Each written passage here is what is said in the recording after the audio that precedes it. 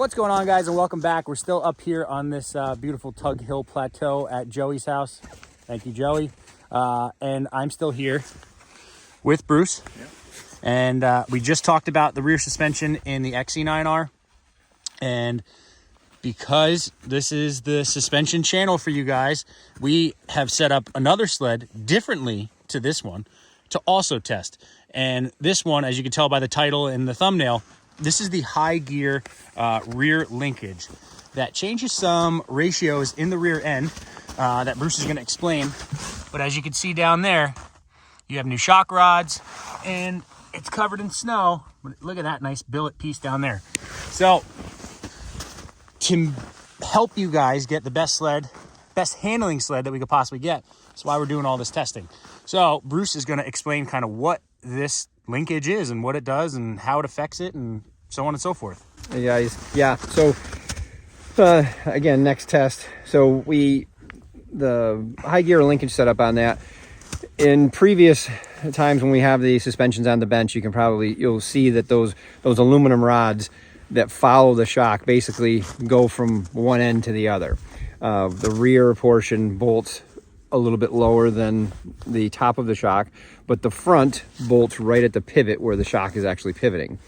With Hygear, he moved it, and he moved so the rods are actually on a different plane than the shock.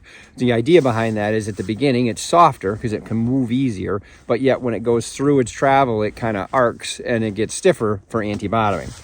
And so I rode this the last couple weekends, and it definitely is. I mean, again, it chews up that small stuff and anti-bottoms when you're going through you see a G out coming and it's just gone. You just go through. And I'm only on low medium block, so I think today we'll probably go medium, and we'll probably find some other G outs here to really feel that out. But that's where we're going with it, and it works very, very good. And that is with the normal HD spring that I've used for a lot of people and on any of my Right, stuff. so this one does not have the long tails like the sled behind Bruce does. So we wanted to try it. You know, yes, we could put it all on and be like, oh, this thing's great. Right. But we wanted to piecemeal it together to see what does what. Right, see what does what, see what is better and why. And we actually did this week. You don't even know. I'm tired of these surprises, Bruce. This week here, Pete, my sales guy, and he does a ton of other stuff for me too. On his XCR, we put the linkage kit on and the long tail springs. So, and he took it out, him and his buddy, and they ride really, really hard. Super hard. I rode with them guys. They get it. Yeah, and he said he couldn't believe it. Could not believe the difference. So I didn't get on that one yet, but yes, that's the direction we're going, obviously. But yeah, so that kit is available through Hygear for 128s, 136s, or 129s, 137s. Yeah. So as we talked before, 128 and 129, same rear suspension. Obviously, a 128 is an XCR, different shock package, torque arm stronger in the front, those kinds of things. The steel or the all aluminum billet blocks in the rear.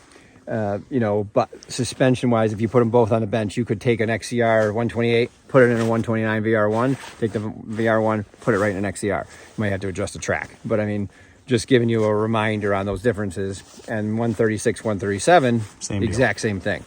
The Hygear kit on this 128 here, you do need to buy they call it like a gull wing, and it's a small bracket where the front track shock mounts. They had to cut it's all, it's a nice setup, very strong, because that pivot takes more room. So you have to put that in on a 128 or a 129.